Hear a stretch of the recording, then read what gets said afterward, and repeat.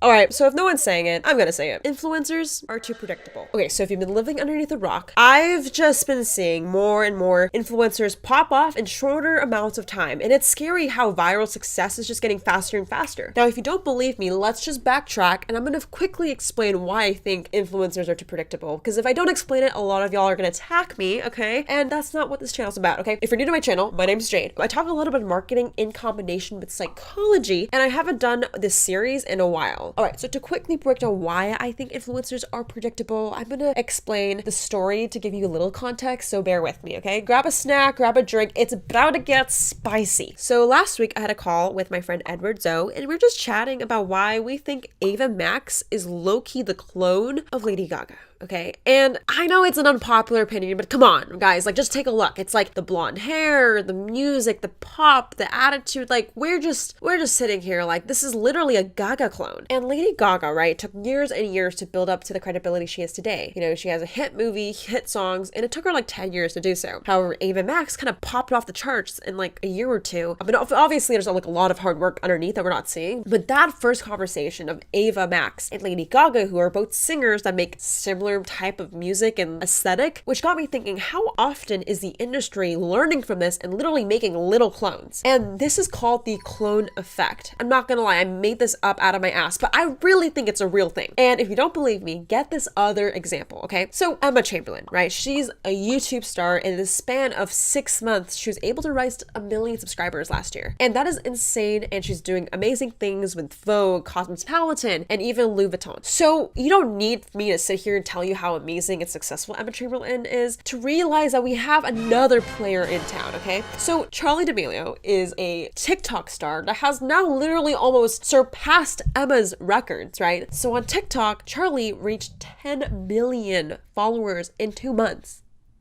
Bro, what? I'm telling you, okay? Emma and Charli, although they don't make any similar content, they're still that relatable teen figure that relates to a young audience. And I don't know what to say other than the what the shit, okay? It keeps getting faster. You know, Emma took 6 months, Charli took 2 months. I swear to God, the next Charli D'Amelio will come out in a week. And this got me thinking, like, I feel like more and more people are catching on to trends, and it's a matter of fact of how fast can you spit it out and how fast can you spit it out at the rate of your competitors. So this leaves me to our main conversation, which is what is the clone effect and how are brands leveraging it to literally replicate viral success faster and faster? So the road to viral success is obviously becoming way more predictable. And the scary thing is it's coming faster and faster. So today I'm going to explain the influencer clone cycle so you guys can understand what it really takes to repeat success over and over again faster than the last time. If you guys want to know more, all you got to do is keep on watching. All right, so honestly, I'm going to jump in today's video. There's 4 main stages, okay? One is called the protective hype. Second stage is joining forces. Third is get in a scandal. And fourth is survive or die. Now, I know you're wondering, like, what the heck are these phases, Jade? You definitely made it out of your ass. And I definitely did. All of this is bullshit. And I made this up, but to give you the real context of why I think influencers are so predictable. So if you're following along, I actually created an article on Vocal. So if you want to read the full article I typed out with my team, you can read it right here. And you guys can check it out. This video is actually sponsored by Vocal, and I have a quick message for you guys so we can jump right in. Vocal is a platform that provides storytelling tools and communities for creators. You can actually earn money on Vocal, and I'll show you how it's done. So Vocal has these communities, and you're able to post stories and articles in there, and then you can actually earn money by every reader that you get. I actually wrote 3 articles on Vocal, and you guys can check it out. I'm actually in their business category called Journal because I love talking about social media, but they actually have over 34 other categories you can choose from. So like if you're like a beauty influencer, you can go to Blush, or if you're like into travel vlogging, you can go post and wander. So this helps you find your community, and as a creator, I love this idea. Check out Vocal if you haven't already, and thank you for sponsoring today's video. All right, let's get back into it. All right, so phase number 1, the protective hype. So when it comes to viral success, I noticed that every single influencer starting out goes through this phase, which is for me the ability to be kind of low-key and the secret of the internet. So get this, at the start of a creator's career, when you stumble upon someone new on YouTube or TikTok, you almost want to keep them a secret. Why? It's because like when you find a creator you like, it's kind of like finding a best friend and you don't want to share your best friend. I kid you not, there's so many times in high school where I had jealousy issues. Like I didn't want to share Cassandra with Bethany. Like Cassandra is my friend. If someone gets too big and famous and they have way more friends, they're going to forget about you, which is why I think the protective hype is such like predictable stage in everyone's career, right? If you're noticing comments on a creator's page where it's like, I hope to keep them a secret, or this is so precious, like this is like my favorite thing ever, but I don't want people to know, like you know they're at the start of this clone cycle, which is kind of a phenomenon when fans are protective over their creators. I kid you not, in Emma Chamberlain's comments back in 2018, there were a ton of people saying, I want to preserve Emma or keep her the same, and like put her in a box essentially. And the protective hype is like you still want to root them on and have success for them, but you don't also want them to get too big. So basically phase one is the fans are doing whatever it takes to keep the creator in its place. However, if you do not understand the YouTube or TikTok algorithm, they're here to make freaking money. So whether you like it or not, the algorithm's automatically going to push this content to more pages and more people. So they're going to have a larger audience without you being able to be in control. So without doing anything, you're going to move on to phase number 2 and watch your favorite creator go into joining forces. I could be totally making this up, but I'm pretty sure I remember when I was in high school, like we learned that when humans were first evolving, we had like this, you know, like tribe mentality where if you were not in a tribe, you're gonna get killed. And that's the exact same thing with influencer marketing. Like I feel like once you have any success alone on your channel or you pop off, you almost have to migrate to like a Team 10 house. Like if you are alone, you're gonna isolate yourself from getting more views and growth because you're basically cutting yourself off from what's currently trending. And I don't at all agree with this, but you're gonna see your favorite creators start joining hype houses or Team 10, you know, they're gonna collab more. And the key with that is like if you're joining forces with another big creator, you're gonna share that audience and grow double the size. And the algorithm loves that, so it's almost pressured upon you to do that. I have not breathed at all throughout this video. Make sure you give this video a like if you're so far enjoying it because I'm getting super excited. So the perfect example after you reach phase 1 is to join a larger group, collab with more creators so you can keep growing because it's better with a team. And I get the tribe mentality, but also I think it's a little bit formulaic and too predictable. Like at this point, if someone's popping off, you're just gonna expect them to join some sort of like house, right? Same with Emma Chamberlain. She joined a group of dote creators. You're gonna start seeing people have this herd mentality just to keep their relevance. And it's kind of weird and low-key dehumanizing because it's like this really straightforward step-by-step format to success. Like the reason why I'm making this video is not to like just tell you guys a little entertaining little fun fact, but it's really just to like show you guys that like, wait a second, like this shit is so predictable.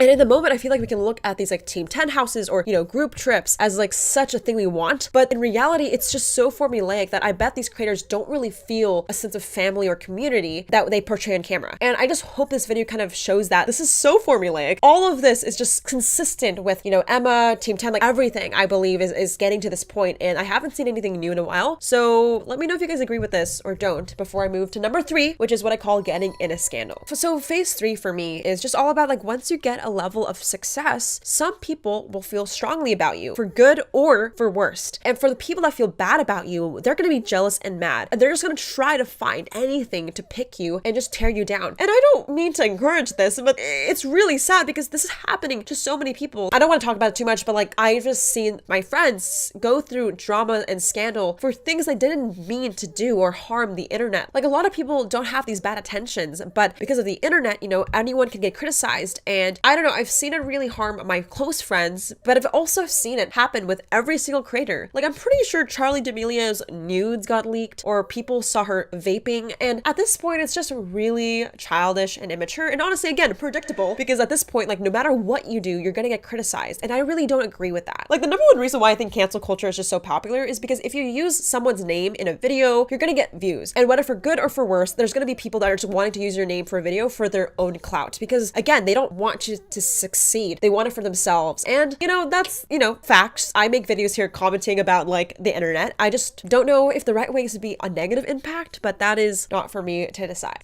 All right, so if you watch your favorite creator go to phase 3, you've seen them go through a scandal, then you're gonna see them go to stage 4, which is survive thrive or die. I believe the number one way you can like differentiate someone who's successful and here for the long run versus someone who's a fad and not going to really, create a successful profile is someone who just takes this negative feedback and lets it crush them. Like, I believe Charli D'Amelio is actually not getting enough credit for what she did. She definitely got a lot of hate for her growth, which she didn't mean to, and she keeps making content. And I think that's really dope because I don't know about you, but like, imagine going through your phone and all your comments are talking bad about you. To persevere and really persist takes a lot of courage, and honestly, props to her. So what I really want to say is stage 4 for me is the pivotal moment where it really makes a creator, right? If they're really in it for the views and attention, do you really think they're going to keep going with the hate and negativity, right? Like, I feel like this is the moment where we can see what is a creator's true intentions. When you receive criticism, I believe you have two options. You could either let it kill you or let it fuel you and keep going. And I know it's super hard to say, but these cycles are really just applicable to even your daily life, right? When you get a certain level of success or you get a really awesome opportunity, a lot of your friends are going to bring you down and try to make you feel like you've done something wrong. And whether you're on a T channel for getting in a scandal or you're getting in a fight with your group of friends, I believe that negativity can be crippling you, or you can allow it to flourish and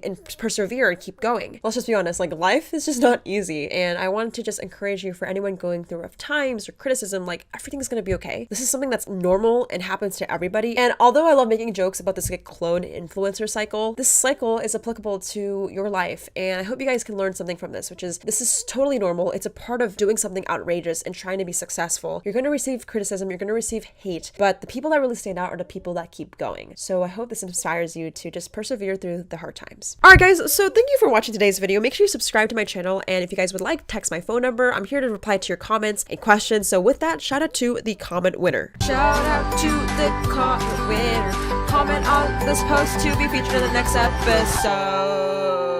If you want to be the next comment winner, all you gotta do is just text me or comment. Literally tell me anything your heart desires and let me know if you agree with today's video. I love your guys' feedback, and I am having a meetup in Los Angeles. So if you want to know more about social media growth, my companies I'm running, you know what? Come meet me, and I love to say hello. So yeah, I'll put the link in the description box for anything I mentioned today, and make sure you guys check out my article on Vocal. I've been writing some stuff there, and I'm really passionate about it. So yeah, just read some more content, description box below. I'll catch you guys in the next one. Peace out.